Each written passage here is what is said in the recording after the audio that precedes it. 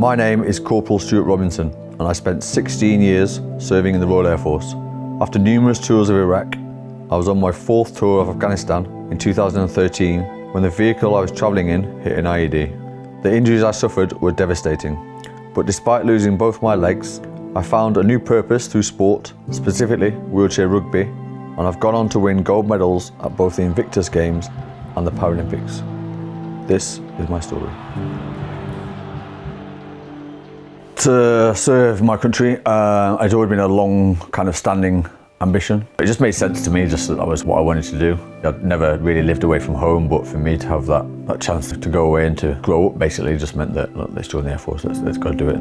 I had basically deployed to Camp Bastion. The Camp Bastion had come under attack, and the unit that was there at the time had suffered a few casualties. So they needed some guys to deploy early to replace these guys because they obviously had to go back for medical aid. So when it came to February time, that was my 6-month point. My unit was saying, look, Stu, you need to head home now. So I basically said to them, look, I'm happy to stay. I'll do another month. For me, I wanted to stay and to see the job through, and I was in charge of 3 vehicles that went out on patrol, and our main responsibility was the protection of any Air Force asset that there was.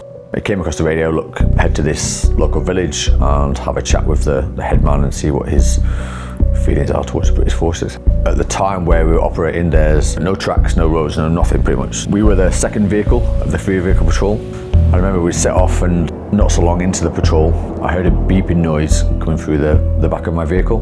Now that either meant that the radio batteries were kind of running low, or the electronic countermeasures, there's an issue with them. And obviously either of them, you've got to sort them out straight away because it's pretty life-saving. I came across the radio between the 3 vehicles and let them know that, look, we've got an issue with our equipment. So as I saw the brake lights of the vehicle in front, I closed my eyes, put my head against the back of the headrest of the seat, just hoping for the beeping noise to stop so that we could then carry on with the patrol.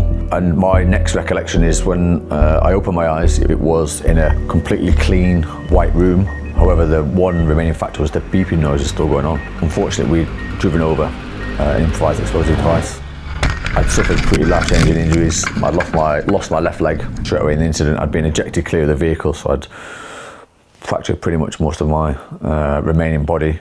And I was then airlifted back to Camp Bastion and airlifted back to a hospital in Birmingham in the UK. And my obviously next recollection was 6-7 weeks later, was waking up in intensive care from a coma, and the beeping noise was obviously all the machines that went on in intensive care. So when the device did go off, I'd lost my left leg straight away. The machine gun which was mounted to the dashboard, that hit me in the face. I fractured my jaw in 3 places, I think, and knocked a few teeth and split my tongue. From the medical report, I'd fractured my sternum, both shoulders, my arms, my pelvis, my ribs, my spine in 18 places, I think it was. You're pretty much paralysed, you can't move, you're in traction. It was a pretty tough time to be dealing with.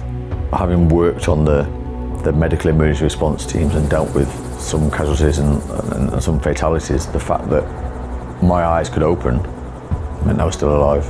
I think I learned from a very early stage of my recovery that my military career was going to be over. I didn't regret what had happened. I didn't think, why me? Responsibility now is to get yourself fit and healthy and as well as you can be. In the early days, there were all going to be dark days about what had happened, but I was always clinging on to the fact that I was still alive. I still wanted to get on with life no matter what state my body was in, what the future held. So it's just having that positive mindset. I think a big part of that was probably going through the rehabilitation process with guys who've been in similar situations and seeing how they're dealing with things. And I just took inspiration from some of them. But one of the things for me was going to the gym, not just going to the gym, but taking part in every single team sports there was. All this was a great way of being back fit and healthy again.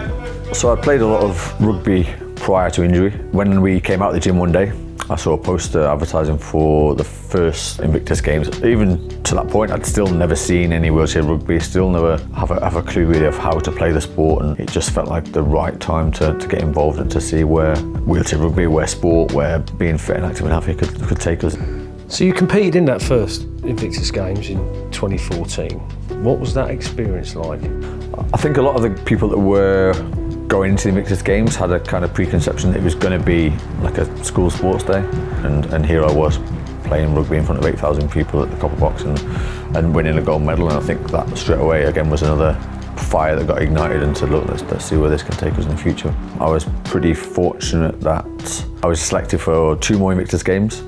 I was also made captain for those 2 as well, so as soon as I got wind of, look, this could be a Paralympic opportunity to go and play wheelchair rugby, that was my next goal, to try and get to a game and see if it could take us. And not only was it trying to be a part of the squad that got selected to go to Tokyo, but for us as Great Britain wheelchair rugby, it made that sense to go out there and try and win the gold medal. No Great Britain team, no European team had ever won a medal at wheelchair rugby at any Paralympic Games, so I knew straight away that when I found rugby that this is what I wanted to do, and here I was now competing at Paralympic Games, which is the pinnacle of our sport and where it can take us. And to go out into the gold medal match, we knew I had to go out there and to give it our all and try and win. And yeah, luckily when we come away with beating them by 5 or 6, I think it was a massive achievement.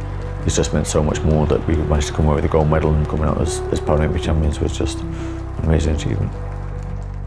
I think with anybody that supports charity, but especially for the Veterans Foundation, that you might not see it quite at the forefront, but any help that you are giving is massively beneficial. Anybody that gives money towards it can be proud in the fact that they are helping support these veterans who have given up not just their careers, their lives. They are now trying to live their life to the fullest, and obviously them guys supporting them makes a massive difference. If you want to help veterans like me, then please play the Veterans Lottery. Thank you.